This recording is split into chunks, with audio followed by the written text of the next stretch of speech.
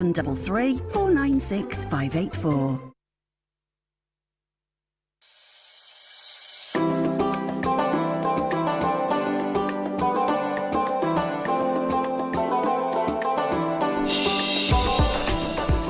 Assalamu alaikum, good evening. You're listening to Salam Radio 106.2 FM, and this is the new Property Wise show. And I'm your host, Shaz Nawaz, alongside Kieran Bateman. So, Kieran, people obviously want to know a bit about you and maybe a bit about me, but I'm sure they've heard my voice before on Salam Radio. But maybe once or twice. Once or twice, that's right, yeah, over a few years. But before we do that, our show is based partly on engagement, so we would appreciate you calling us on 01733 602 133, or you can text us on 074 11 19 1062. And of course, we're on live on Facebook, YouTube, Twitter, and Twitch. So feel free to contact us through any of those mediums should you prefer. So, Kieran, why are we running this show called Property Wise? This show is going to be about property investing, getting into property, and getting into understanding the mindset and the progress, the journey that property can take you on. Mm-hmm. And what are some of the things or topics our listeners and possibly viewers, if they're on Facebook, look forward to? They'll have things to look forward to about the basics of property investing, mindset, how to start out, how to finish, and how to progress further through the journey. And if you're starting your journey, middle of your journey, or you've already got a few properties, where to go next. And why should somebody tune in? This is like me interviewing you, isn't it? I know. I'm making you feel really awkward, aren't I? Well, You're thinking, why did I sign up to this? Why did I sign up to this? You'll find out in about 59 minutes' time. Yeah, maybe. No, I think you wanted to be here with Asim, didn't you? That's what you wanted. That is what it was. Here. That is why I'm here.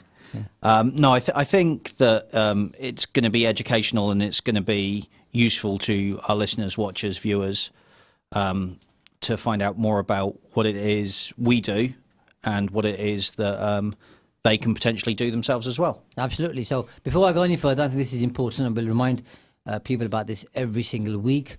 Kieran and I are not authorized to give investment advice, so we might talk around that topic, but it's clear that we are not giving any advice of any sort, form at all. No. We also are not qualified to talk anything about interest.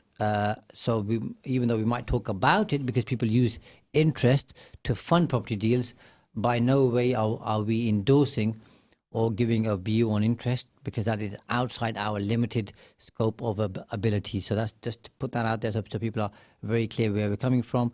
Kieran and I have been invited by the program directors to share our expertise of the world of property, because we invest in property and we work with lots of people up and down the country and internationally, as you know, Kieran. Yep.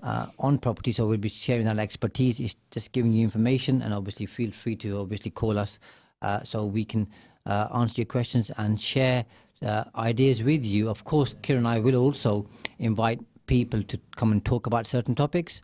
So if you want information on a particular topic, by all means, feel free to share that with us, and we'll do our best to find one of the leading experts, either in the UK or internationally, to come onto the show, either physically or virtually, so we can ask them questions, so we can give you the best, most up-to-date and the most informative information that you want to know. So if somebody's starting out in property, Kieran, what are the first 4 or 5 things that they ought to do in your experience? In my experience, a lot of it starts off with mindset. You need to have the right mindset to get into what you want to do before going any further. If you get into something, and it doesn't matter whether it's property or whether it's social media or anything, if you're going to get into something, you need to have the right mindset to do it in the first place. And a lot of people struggle with the right mindset and shifting mindset from where they're at to where they want to be. And so understanding how to shift your own mindset, I think, is one of the key benefits of learning something new, learning a new skill, getting into something different, and learning how to pass on that information to someone else. So before we go on to the other 4 or 5 or however many things you're going to share, let's take an individual, Yep. anybody, and they come to you or us at the age of 21, for example, which is reasonably young for most people to invest in property. For most people to invest in property, that is, yeah. And they've lived 21 years of their life, and they've been taught certain things at school, for example, at college, at university, a workplace. Maybe they're a young entrepreneur, and in business, there's things that they've been taught by their friends that they've learned, seen, watched, copied, imitated, and then the information that their parents have shared with them on the world view of money, affluence, property, wealth, and all of a sudden you're there now trying to change that view. How are you going to break into somebody's norms which they've strengthened and formed over 21 years? That's one of those really interesting things that if somebody comes to you in that situation, and That's everybody, isn't it? it is a lot of people, but the simplest and most straightforward answer is, am I where you want to be? Have I got what you want to get? And if I have, and if the answer is yes, then the obvious next step is, okay, well, this is how I got here, and this is what you need to do to achieve that. Part of that is going to be restructuring how you see things, how you do things, how you understand things, because I can demonstratively prove and show you, and take you around to where I work and where we do business, and show you that I am where you want to be. Now, because I'm a nice guy, and it's your first episode, so to speak, I always want you to feel very comfortable. So I'm going to challenge you on that. Okay. And most people, when they're brought up, especially those who haven't been around money, so I'll talk about myself, where money was tight. And generally speaking, people who have a similar experience to the one that I've had as a youngster and as a teenager is you hear things like money doesn't grow on trees, money doesn't come easily, okay? People, we just work to pay their bills, life's really hard. People who have lots of money usually perhaps do something bad to get that money. Money is the root of all evil, and yet here you are, and I am, telling people that all of that possibly isn't true. There's a different function that money has, and that they need to change their understanding and relationship with money.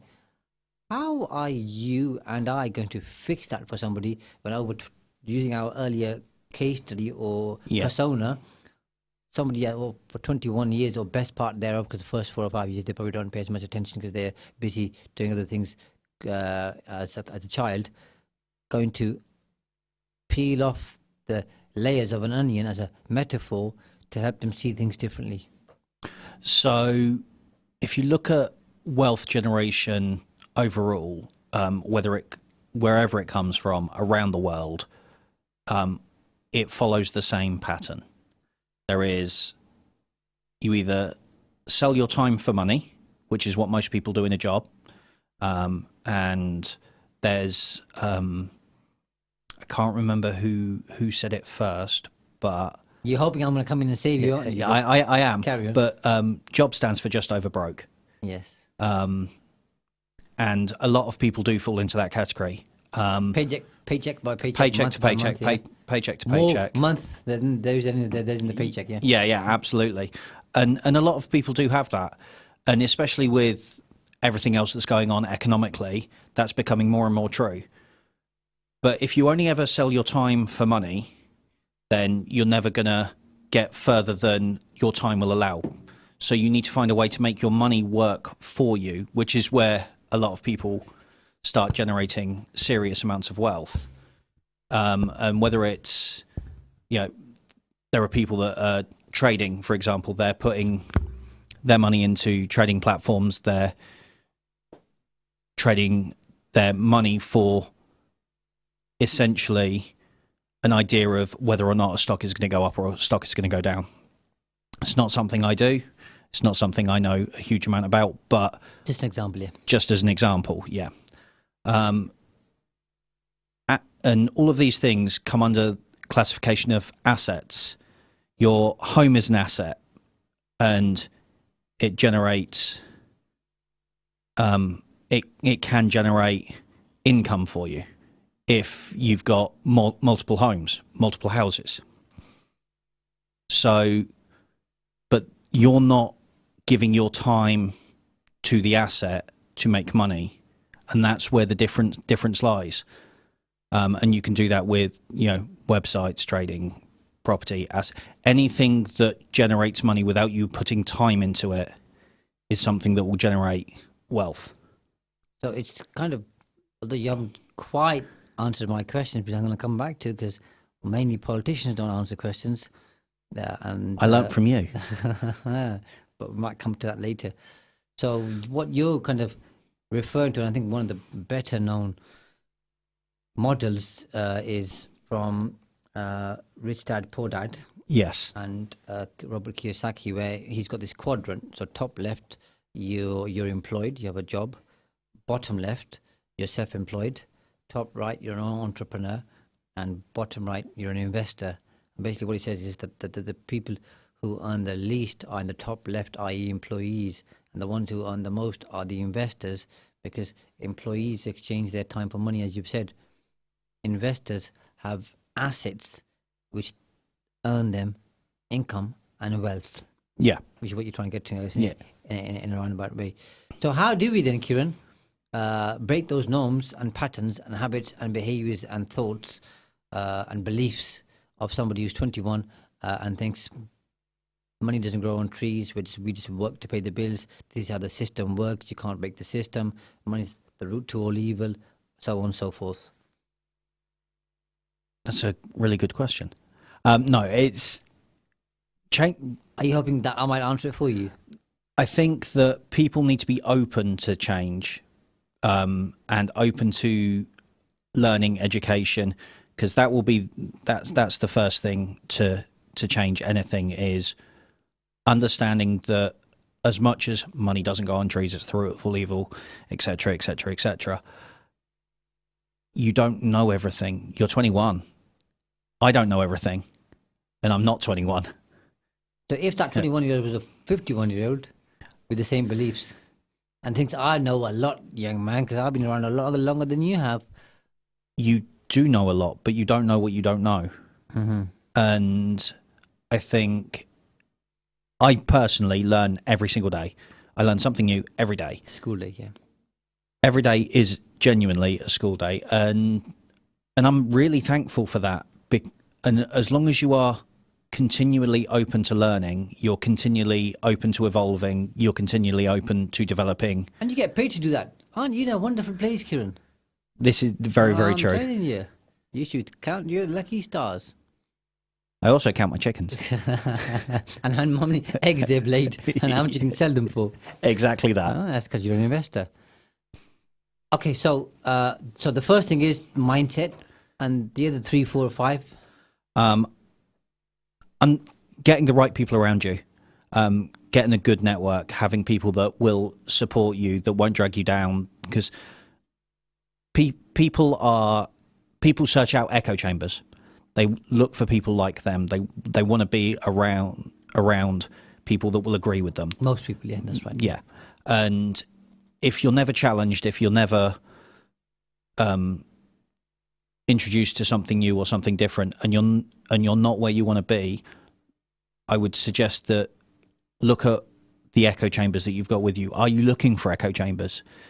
Are you around people who you just agree with or agree with you overall? Because if somebody doesn't challenge you, then you're not going to learn from them. So there's a lot of truth in that. If you sit still, you sit stagnant and you won't grow. You've got to be constantly moving, constantly looking, constantly learning, and challenge your own friends, challenge them so that you can grow with them. And if there are people who don't want to grow, there are people who are happy where they are, and absolutely fine. But there are lots of people, Kieran, that I'm sure you and I both know, who won't challenge their friends because they either don't have the confidence, or they think it's confrontational, or they think the friends will stop talking to them, or they'll be judged. So if someone's in that place, what advice could you give them for somebody who is happy to share their opinion? If you are in a position, if you challenge your friends and your friends stop speaking to you, can you really call them a friend? Good point. If one disagreement in a relationship, one argument doesn't end a relationship, one disagreement in a friendship should not end a friendship. So it's a good acid test. Yeah. Test the strength of the friendship, to challenge ideas, for both of you to learn. Absolutely. More. And if somebody isn't open to that, or ends up in a heated argument because they don't like the fact that you challenge them, then you're saying it's time to reconsider whether that is a suitable relationship for you, in line with your second piece of advice, which is strengthen your network, because I think it's reasonably well known, and most people would agree that we are the average of the 5 people that we most associate with. Exactly that. And if somebody isn't prepared to be challenged or have their views challenged or discussed, then that's can sometimes lead to a very close-minded individual. They get very heated, they get very volatile. And is that the sort of person that you would want to be around in and of yourself? Is that the sort of person you are? Is that take a look at yourself, have a conversation with yourself, challenge your own views. Because if you can challenge your own views first, look in the mirror, I hold this view about money, can I challenge it? If I can, and I can have a civilized conversation about it, then that is the first step to growing. I think we were talking about a couple of days ago. Do you remember when we were talking about old ways don't open new doors? Yes. Remember? Yeah. And it's linked to that, isn't it? Because if you absolutely. do what you've always done, then you're going to get what you always gotten. If you're happy with that, by the way, then fine. But he obviously did this whole, because with property, everybody understands that you've got to have strong foundations. Yeah. So the purpose of this first episode, really, and people might be thinking, so far we've spent the best part of 17 minutes. They've written, apart from mentioning the word property once or twice, they've not mentioned anything about property per se. And this is the first thing you started with. So we're going to spend quite a bit of time today and in some of the forthcoming episodes to sort out the mindset, because I think you're right. 80% of the battle, if not more, is mindset. Or I'd say it's a significant number, because 80% I've just made up as a percentage. A significant percentage, of the battle, if you can call it a battle, or the journey, is mindset, because this is the emotional bank account. Yes. Which helps you to improve the financial bank account. And I think it was Einstein who said the definition of insanity is doing the same thing again and again and again and expecting a different result. And that's true about wealth as well. If you do the same thing that you've always done, or you do the same things that your parents have done, and you don't try anything new, then you're going to get the same result. And if your parents have done fantastically well, then maybe you should follow. So what you're saying is most of us are insane, including me, because sometimes we end up doing the same thing more than once. Yeah. And we're going to fix that, aren't we, on this show? If you can recognise it was a mistake, and it takes a lot for people to look at themselves and recognise their own mistakes. Asim's smiling. He's making loads of notes, by the way, and he's obviously looking after us on the show today, so we want to give him a special shout out. But he's making some notes while you're talking, so he's obviously learning something new, and I'm sure he's going to thank you for it at the end. So that's number 2. So you're saying have a strong network, and as our friend Rob Moore says, your network is your net worth. Yeah, so that's absolutely. That's a point well made. Any others? Something you touched on just a second ago is your emotional bank account leads to your financial bank account, and but improves it. Yeah, improves it. And that's something that it took me a long time to get my head around, is being balanced and emotionally balanced, and understanding that being level-headed regardless of the situation allows you to think more clearly, and it allows you to act more decisively to benefit you in the best way possible, without considering what what is happening around you, you don't have that option.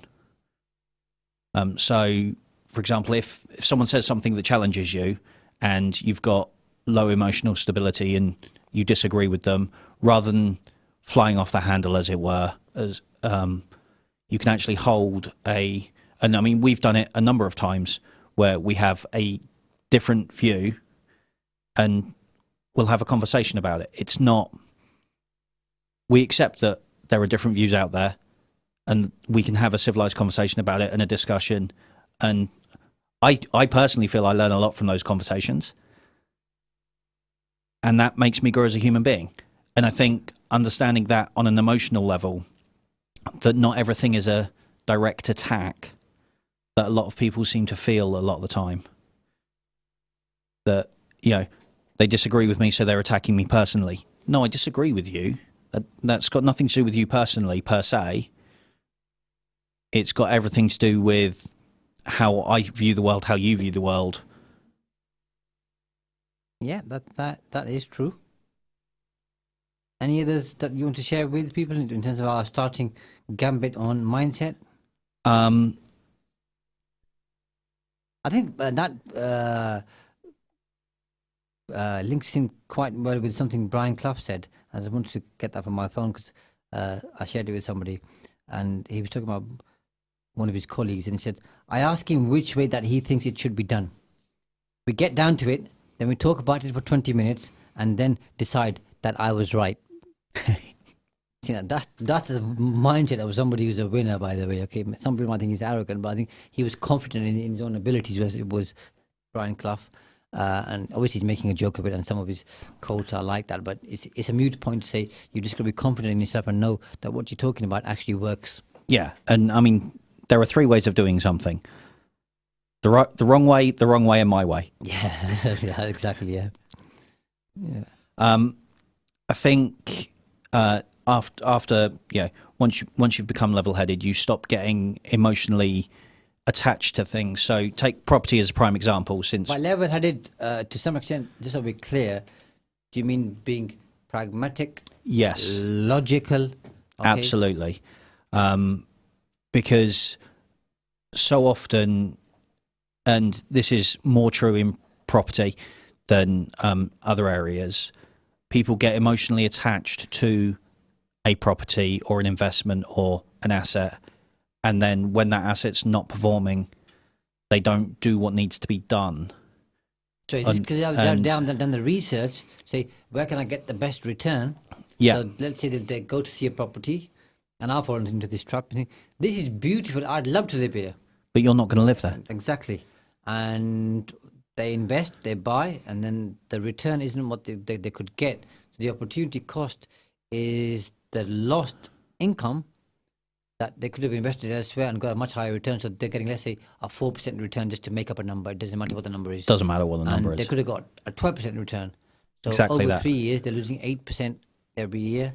Okay, so it becomes quite significant after 3 or 4 years, doesn't it? Yeah, and that's just it. So do your research. Do your research, and get comfortable doing research. And that moves us nicely on to my next point: is due diligence, understanding what it is you're looking for, how you want to go about it, but most importantly, don't let someone else do the research for you, because they're not you. They're not going to look at things the way you look at it. They're not going to be after the same things that you're after. Absolutely. And if they're going to do the research for you, then they're going to look from their point of view, not yours. So get comfortable doing research. Get comfortable sitting in front of a computer or speaking to people or speaking to experts, finding experts, and take their advice, but be careful whose advice you take. But when you have chosen to take someone's advice, listen to it. Because that's the best advice you've ever given me, by the way, Kieran. Thank you. But it's true. A lot of people, you can take advice from a lot of people and do nothing with it. You can, but all of that advice may be worthless. You could do your due diligence, do your research, take advice from one person and action it and take action with that advice because you listen to it. If you sit there and the most terrifying words, I think, the most terrifying phrase I think that there exists out there, yeah, but I know that. Yeah, but I know that. It's terrifying because it closes you off from learning anything else. It closes you off from taking action with anything that you're doing. Two key points there, by the way. One is a Zen saying, to know and not to do is not yet to know. Just because people are knowing, they know it and not doing it, it doesn't work.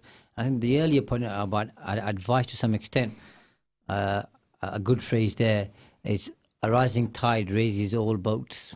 Yes. So if you're with somebody who's a rising tide, who's either been there and done it, or is doing things well and they're giving you advice, if you ride that wave, so to speak, metaphorically speaking, okay, it's going to raise you to some But you'll other only level. know that if you do your due diligence and you do your research and you know who you're talking But to. that's a whole topic for another episode, by the way. It really is. You and I have talked a lot about research in the past, haven't we?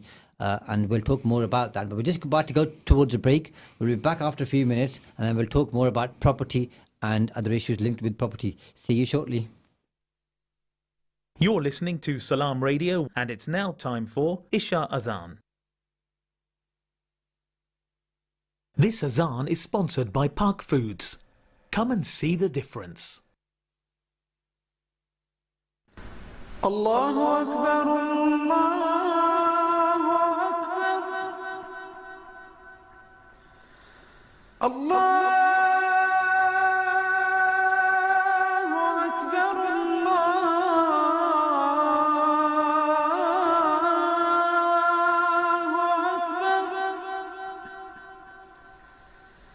أشهد أن لا إله إلا الله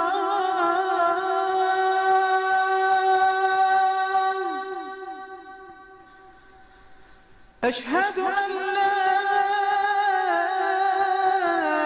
إله إلا الله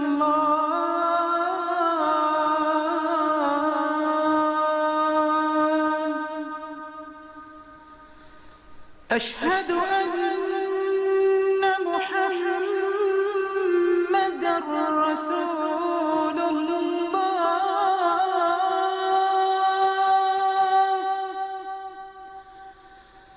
أشهد أن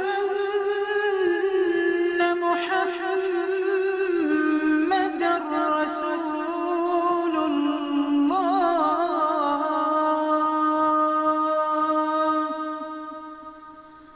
حي على الصلاة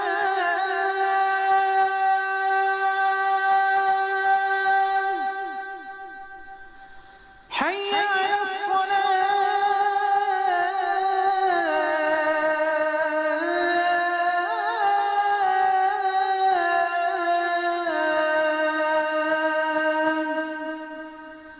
حي على الفلاح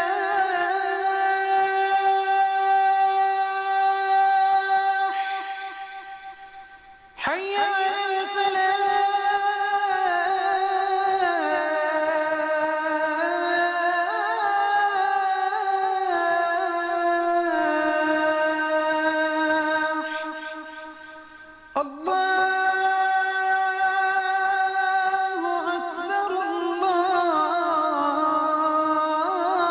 الله أكبر الله أكبر لا إله إلا الله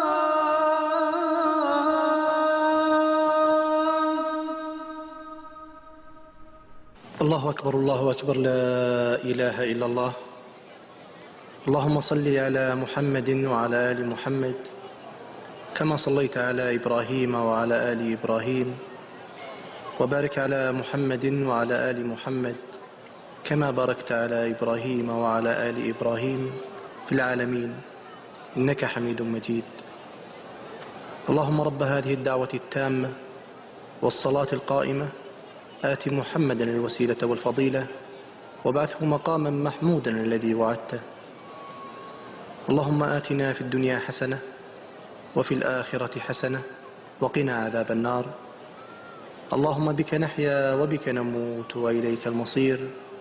رضينا بالله ربا وبالإسلام دينا وبمحمد صلى الله عليه وسلم نبيا ورسولا.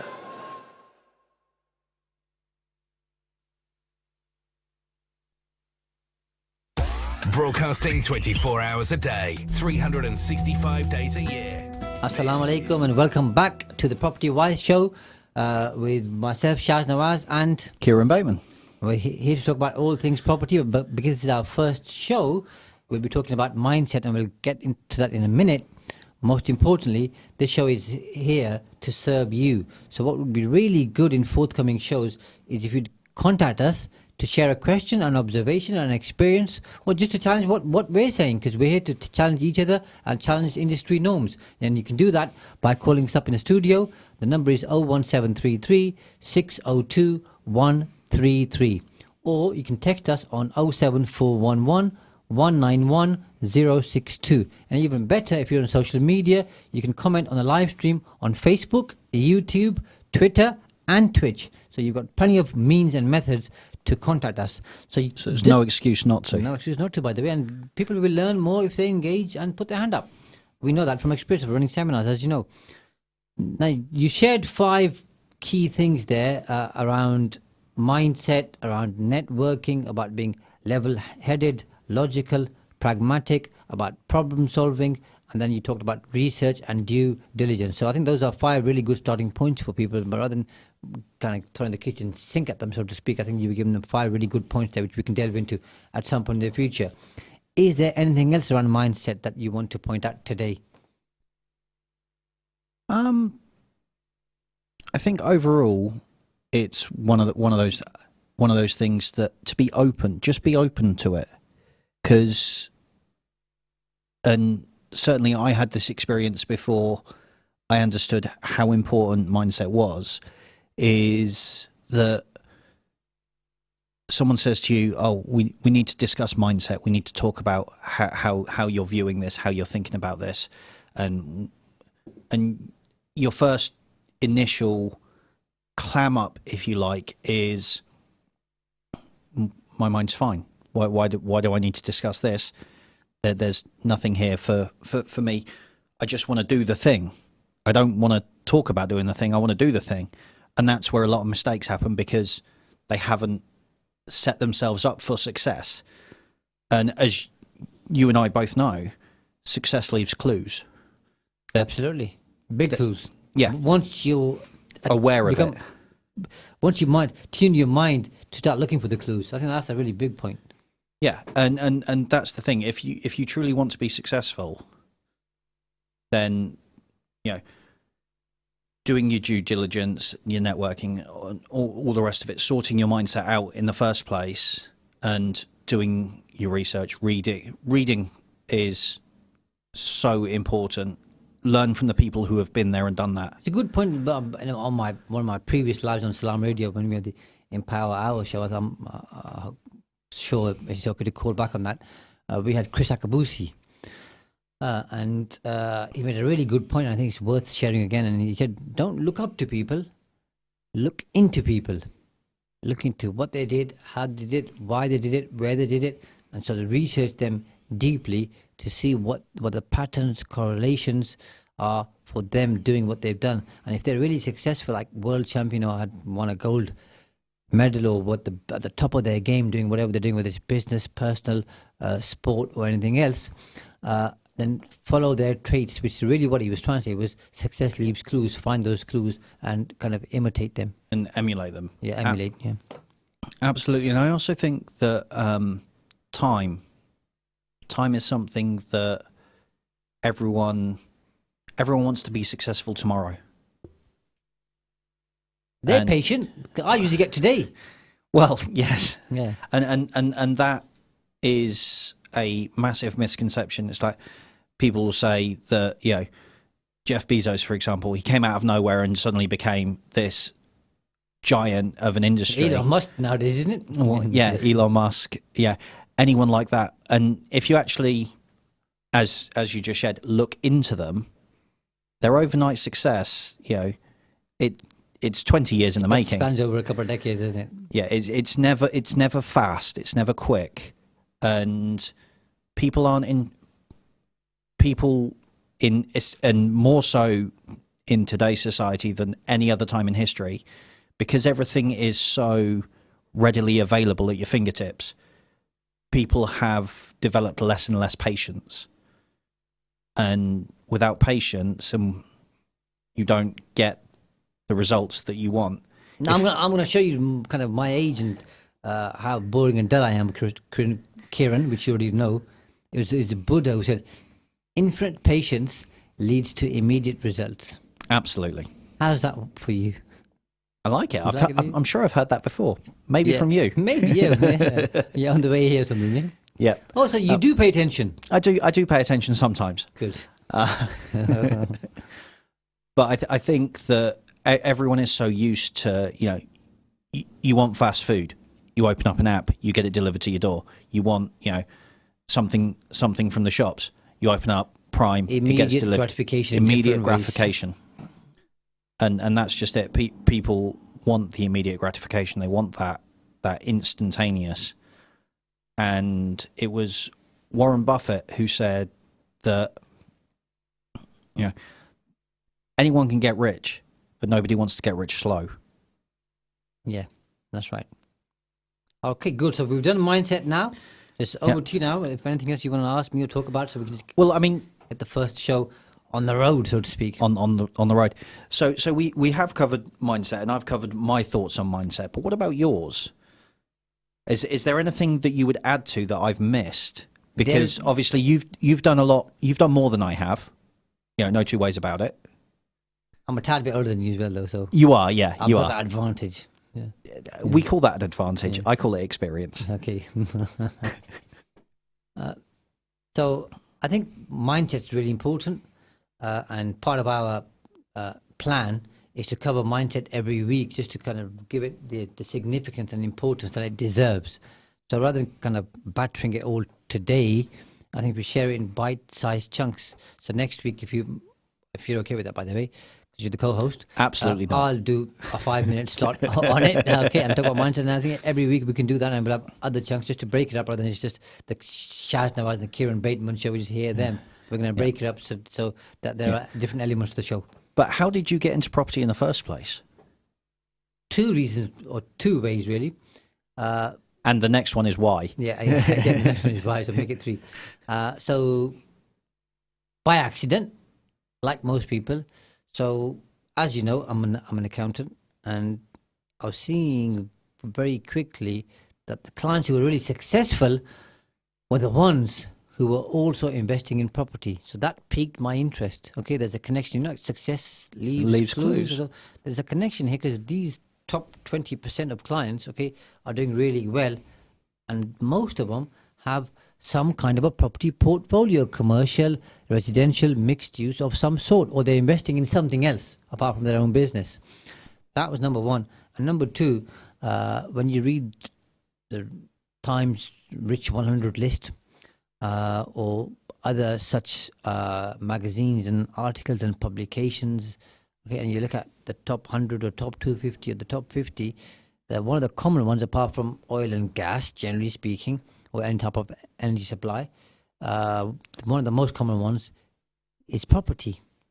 So I thought there's got to be something here where these people are doing really, really well, and they're in the world of property. So there's a connection here in terms of affluence, wealth, doing well, serving your community, giving back, all of those things that these people are doing when you look into their profiles. But they all do that because, to some extent, that they've created a strong platform. So those were the two things that piqued my interest. I guess around about the same time, because when I saw people doing well, I thought, this is interesting. How do I get to learn to know more about it? More about this. It's a bit like when you buy a new car, and let's say you bought a new white car, which you have done. All of a sudden, Kieran, two things happen. One, you start seeing more of those, the same make and color. Yes. But at the same time, you start seeing more white cars on the road. Okay? Because that's because you've raised your awareness. Okay? And that's called the reticular activation system. Okay? That triggers your mind, because now it's more close to you and it's more relevant. You start seeing more of that. And so I think because I saw clients especially the top 20 doing really well, that then triggered that off for me. And then the next time I was reading something, I was trying to connect that with that because that's what my subconscious was feeding me. So one thing leads to another. Okay. And there was, who was it who said, buy land. They're not making any more. Yeah, absolutely. Absolutely right. And you know, the phrase safe as houses, it's very relevant for a reason when you start looking into how to investing in Until property. you have a very big property crash and a market correction, and people are looking to make money quickly, and they bought these houses, and then they're gonna have to sit for a while and be patient. And of course, property always comes around in the cycle. It's like a bad haircut, isn't It's it? a bad haircut. Even a bad property deal, if you can hold on to it for long enough. And you know all about bad haircuts, don't you, Kieran? I really do. Yeah. But we'll talk about that some other time as well. Maybe another day. Yeah. Go on then, it's over to you. But yeah, so you've sidetracked me now into bad haircuts. No, so That was your fault, by the way. But at least you gave us a good laugh in the office for about 6 weeks. yeah, maybe. All right. 5.5 then. But yeah, so property, as you just said, goes in cycles, and this kind of goes back to doing your due diligence, doing the research, doing the understanding that we were talking about a little while ago, in terms of doing your research. So when you started doing your research into property, at what point was it that you then decided now's the time, and kind of why? Because obviously you saw people who were successful, top clients, all in property, and it wasn't just property though, was it? It's the multiple streams of income to accentuate where they are, what they're doing, and generate wealth over time through assets rather than just a single business. Yeah, absolutely. Because obviously, if you're exchanging your time for money, whether it's a business or whether you're an employee, then one thing pretty much for sure for the majority of people, by the way, is that they'll outspend their income. Buy a bigger car, bigger house, bigger holidays or more holidays or better holidays, better clothes, education for their children, something else. It goes on and on. Different people have different interests, by the way. So the credit card spending goes up, the personal loans go up, okay, the bank loans go up, remortgaging their properties, okay, so increasing the monthly payments. Most people kind of always run before they can walk in terms of expenditure.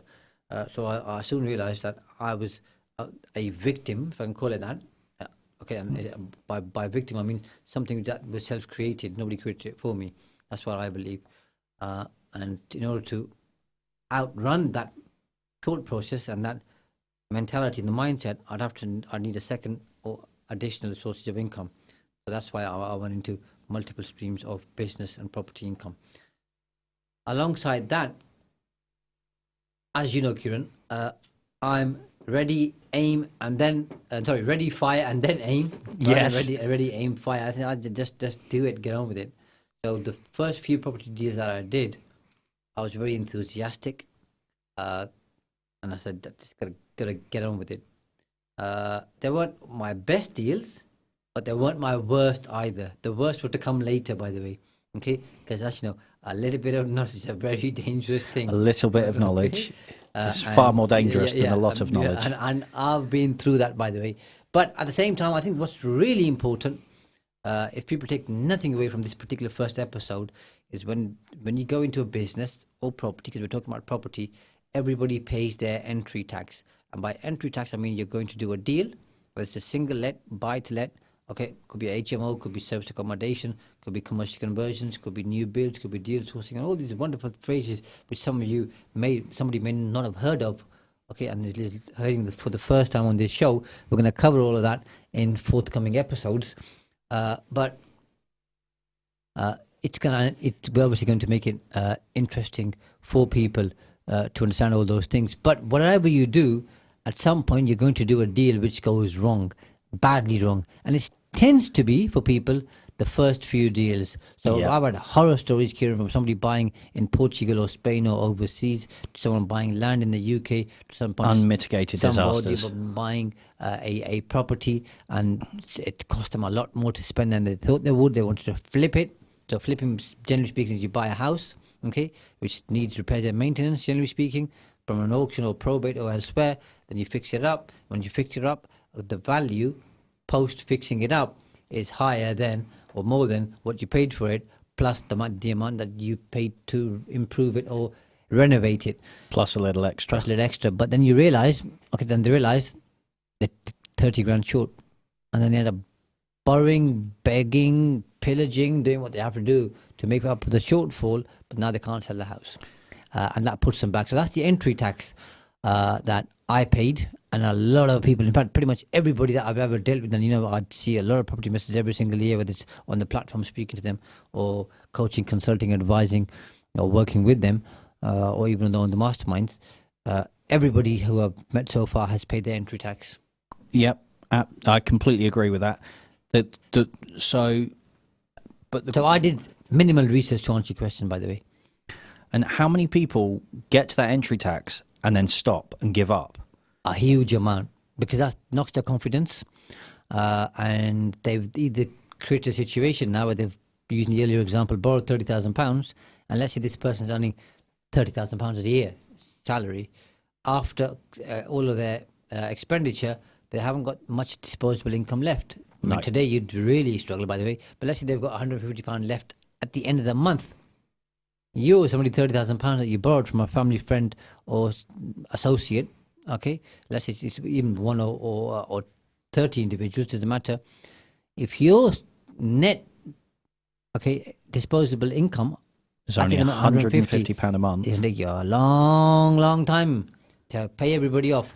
So that puts them back. It's only £1,800 a year. There you go. And so it's going to take a long time, isn't it? Yep. Okay, just under 20 years. People aren't going to wait that long, and obviously your salary might go up, and you might get a bonus, all that kind of stuff. You might get a weekend job, and if you do, by the way, all those things, especially the weekend job, now it's taking your attention away from investing or researching in property. Therefore, you're exhausted. You've got even less time. So that's one end of the spectrum. The other end is it's knocked their confidence. They think I'm not good enough.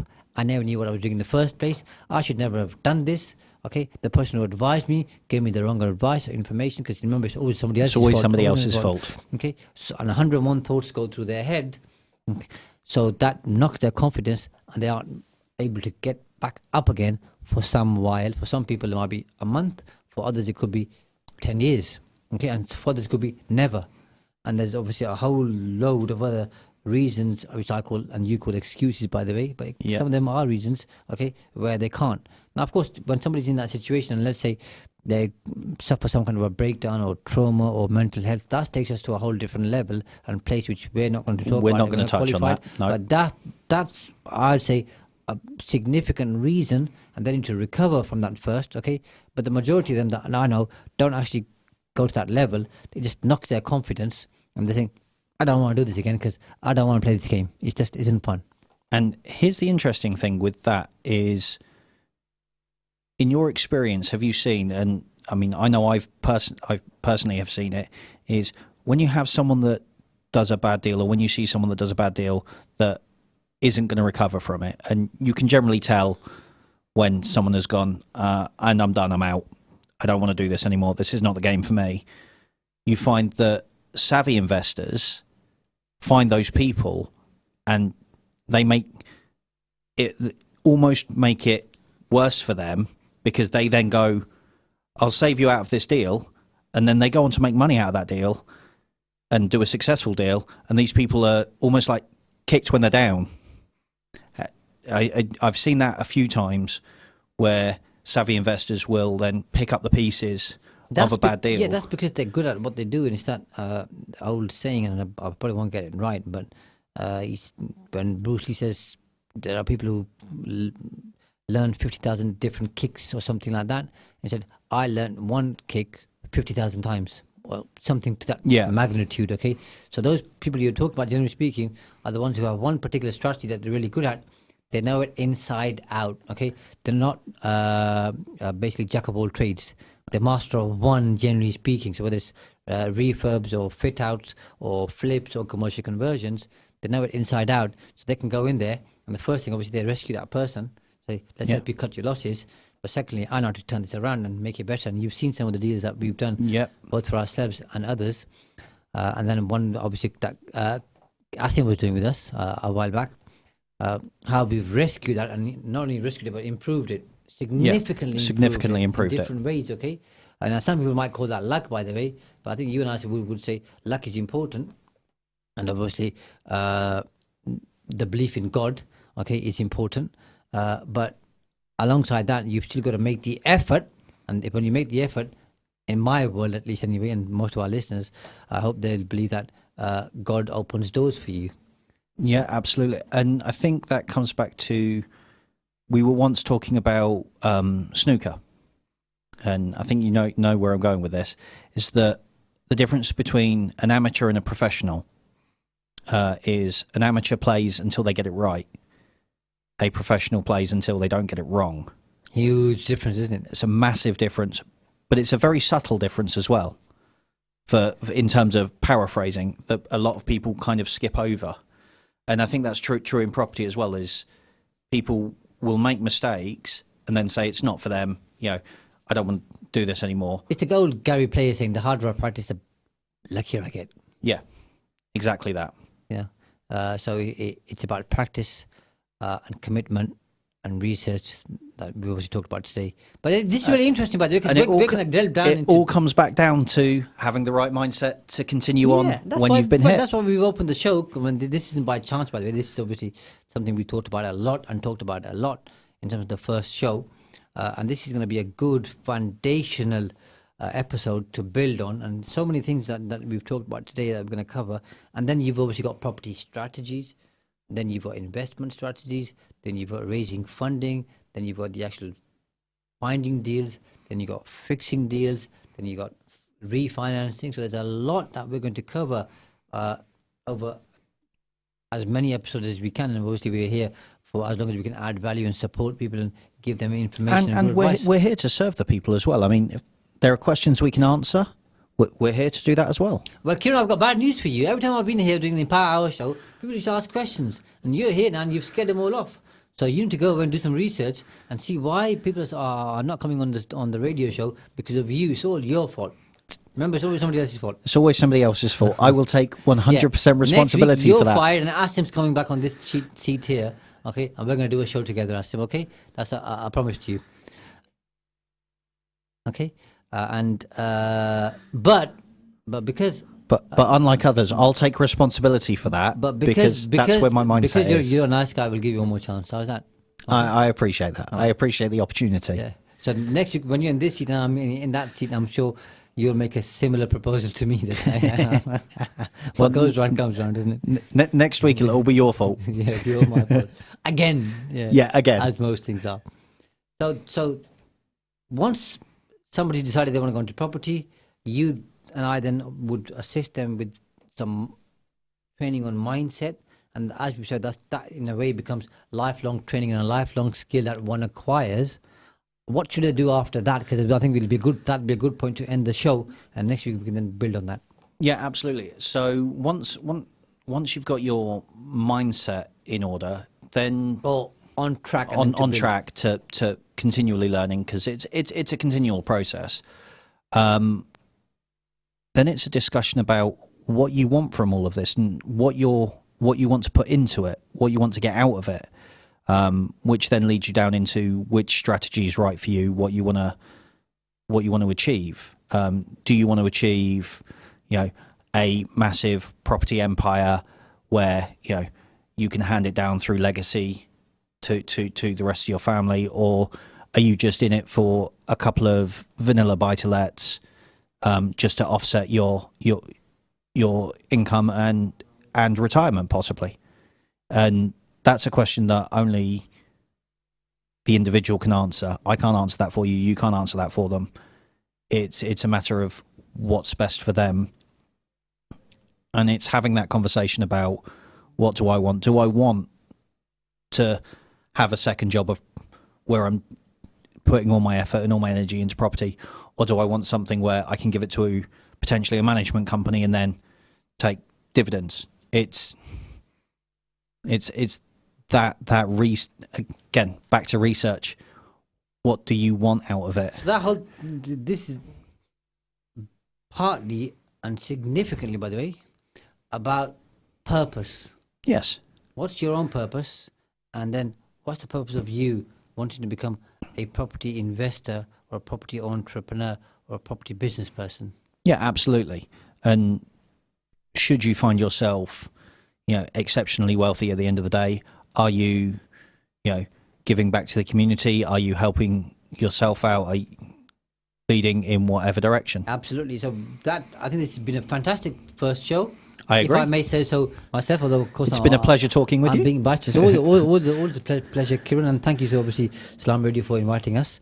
Absolutely. And it's been fantastic. We've talked about mindset, networking, being pragmatic, level-headed, problem-solving, due diligence, entry tax, a little bit, just a very slight introduction into the world of property, which opens the door nicely for us next week to talk about more things. And if anybody wants us to talk about a particular topic for next week, by the way, you can email or contact Salam Radio or contact me directly, or even Kieran. We're on Facebook and the other social media platforms. But we're more than happy to entertain that request for you. Don't do it on a Sunday, by the way, but give us a few more days. And until next week, take care, look after yourselves, and Assalamu Alaikum.